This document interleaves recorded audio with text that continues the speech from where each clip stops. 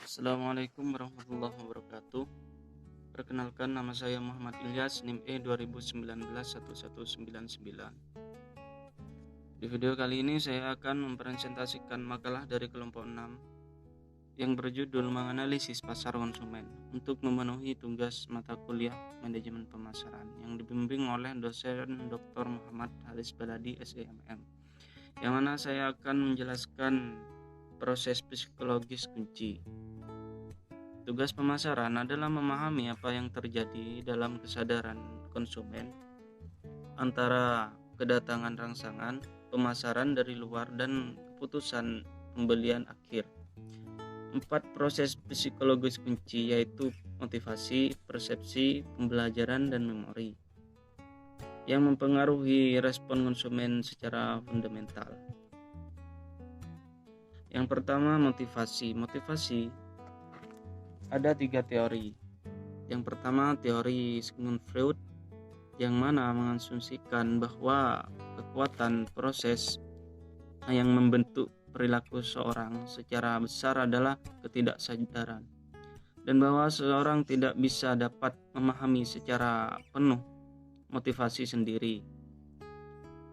Yang kedua, teori Maslow, yang mana mengasumsikan berusaha menjelaskan mengapa orang didorong oleh kebutuhan tertentu pada waktu tertentu. Jawabannya adalah bahwa kebutuhan manusia diatur dalam hierarki dari yang paling menekan sampai yang paling tidak menekan.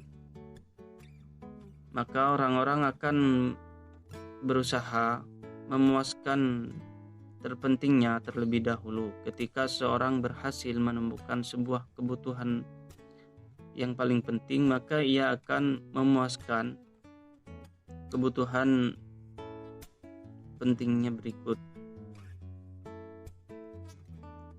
Yang ketiga ialah teori Herzberg, mengembangkan teori 2 faktor yang membedakan ketidakpuasan. Ketidakpuasan tidak cukup memotivasi pembelian.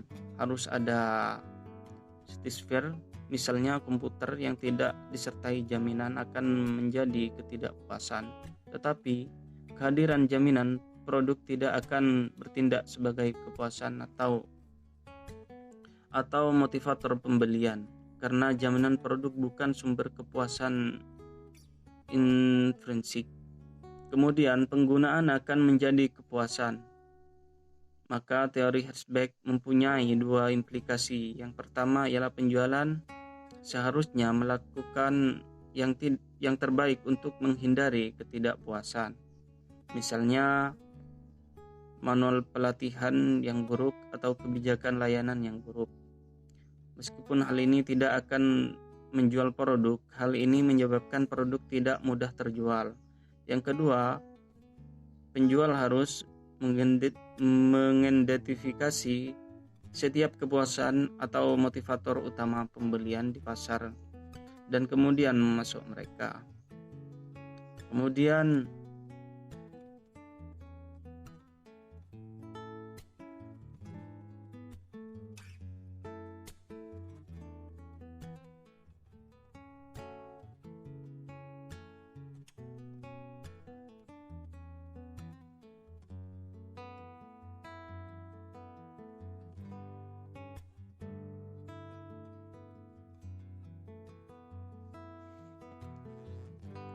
yang kedua, persepsi. Persepsi adalah suatu proses di mana kita memilih, mengatur, dan menerjemahkan informasi untuk menciptakan gambaran dunia yang berarti. Poin utamanya adalah bahwa persepsi tidak hanya tergantung pada rangsangan fisik, tetapi pada hubungan terhadap bidang yang mengelilinginya dan kondisi dalam setiap diri kita. Dalam pemasaran, persepsi lebih penting daripada realitas, karena persepsi yang mempengaruhi perilaku aktual konsumen. Orang bisa memiliki persepsi yang berbeda tentang objek yang sama karena 3 proses pemahamannya tentang persepsi. Yang pertama ialah atensi selektif, yang kedua distorsi selektif, dan yang ketiga ialah retensi selektif. Kemudian yang ketiga ialah pembelajaran. ketika kita bertindak, kita akan belajar. Pembelajaran mendorong perubahan dalam perilaku kita yang timbul dari pengalaman. Sebagai besar perilaku manusia yang dipelajari, meskipun sebagian pembelajaran itu tidak sengaja. Ahli teori pembelajaran percaya bahwa pembelajaran dihasilkan melalui interaksi dorongan, rangsangan, pertanda, respon, dan penguatan. Dua pendekatan populer terhadap pembelajaran adalah pengondisian klasik dan pengondisian operan. Dorongan rangsangan adalah internal kuat yang mendorong tindakan. Pertanda adalah rangsangan minor yang menentukan kapan, di mana, dan bagaimana seorang merespon. Misalkan Anda membeli komputer dan HP. Jika pengalaman Anda menggembirakan, respon Anda terhadap komputer dan HP akan menguat secara positif. Kemudian, ketika Anda membeli printer, Anda mungkin mengasumsikan bahwa karena HP telah membuat komputer yang bagus, HP juga membuat printer yang bagus. Dengan kata lain, Anda menggeneralisasikan respon Anda terhadap rangsangan yang sama. Lawan generalisasi adalah diskriminasi.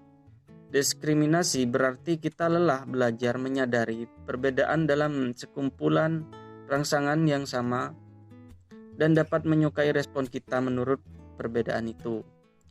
Maka teori pembelajaran mengajarkan pemasaran bahwa pemasar memiliki dapat membangun permintaan untuk sebuah produk dan mengasosiasikan dengan dorongan yang kuat, menggunakan pertanda dan motivasi, dan menyediakan penguat positif. Sebuah perusahaan baru dapat memasuki pasar dengan menggunakan dorongan yang sama dengan yang digunakan memindahkan loyalitasnya ke merek yang serupa, atau perusahaan loyalitasnya ke merek yang serupa mungkin merancang merek agar menggunakan kumpulan dorongan yang berbeda dan menawarkan rangsangan pertanda yang kuat untuk beralih diskriminasi.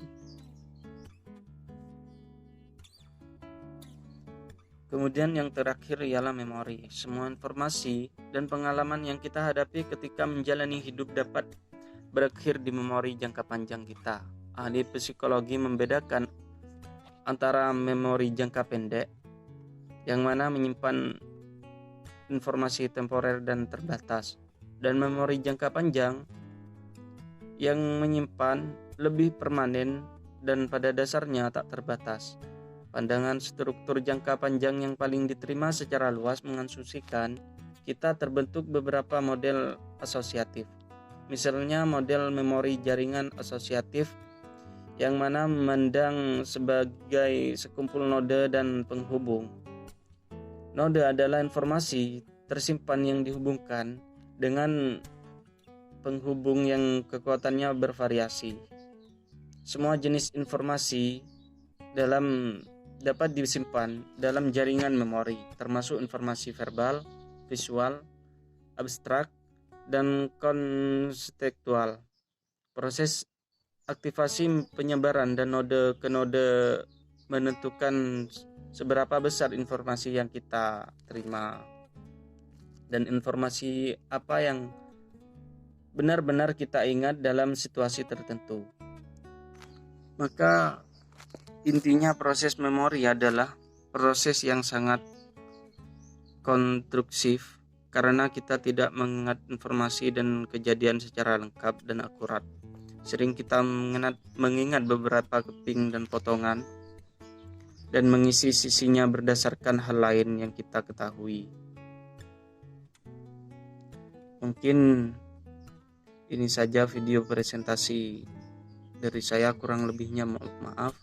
Assalamualaikum warahmatullahi wabarakatuh.